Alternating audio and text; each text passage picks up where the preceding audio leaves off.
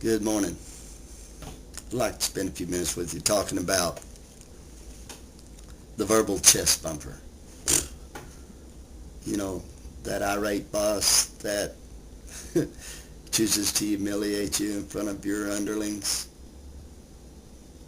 and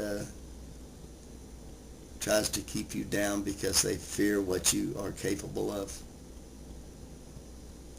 Many, many, many, many bosses are not capable of doing everything that they're supposed to do at work. And that's not a bad thing.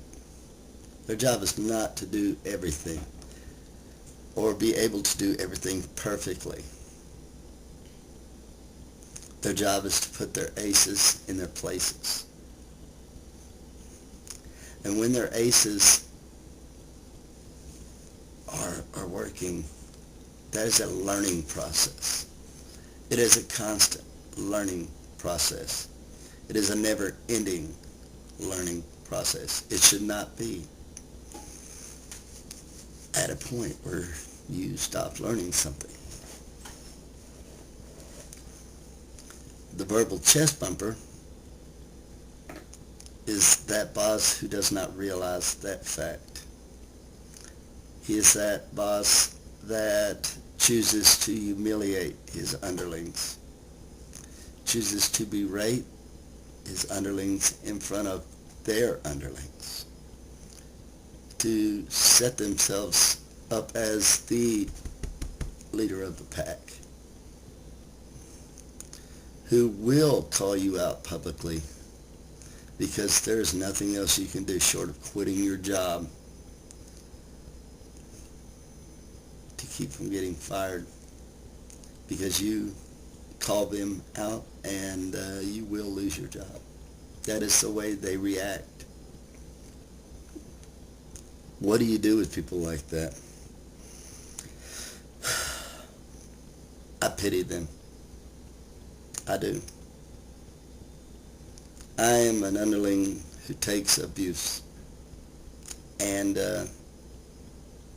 folks look at me sometimes and they're like, why? Why do you bother taking such abuse from people like that and not say anything?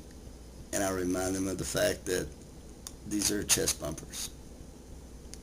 So they're just so insecure about their job that the only way they can feel better about themselves is to make you feel worse about yourself. And they say, where is your sense of pride? Where is, your sense of I am a man? And some days you have to leave that at the door when you have a boss like that. Some folks work at a job just to work there, just to get by.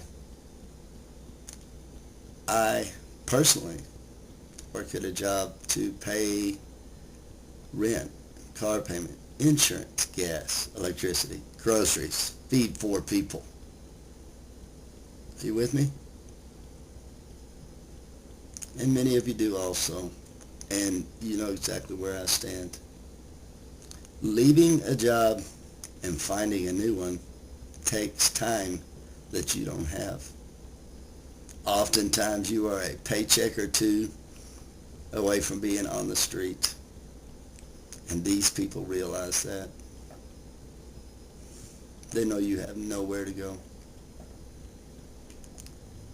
People do have breaking points where they forget those facts. And then when they leave, it hurts. When you go looking for another job and you go to an interview and they ask, why did you leave? It is so hard to bite your tongue from saying, I was tired of the humiliation. I was tired of being berated, without it sounding as though you were whining.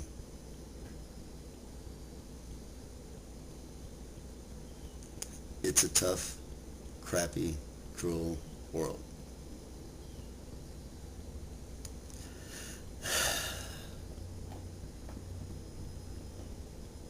If you are not satisfied with working for a person such as this, which I don't believe anybody ever is.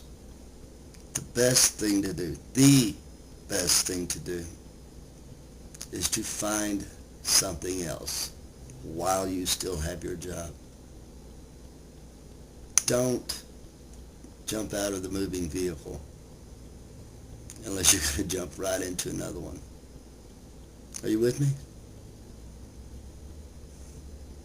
Your family depends on you. Your little world around you depends on you creating income to support it. My best advice to you, find that other job while you still have your job. Find a piece of management within the job you're presently at that will let you be their representative, if you will, of how well you work at your present job. So when you get an interview and they say, may I call this person? Say, please call this person. When you're doing the interview, do not, I repeat, do not come off whiny. Come off factual.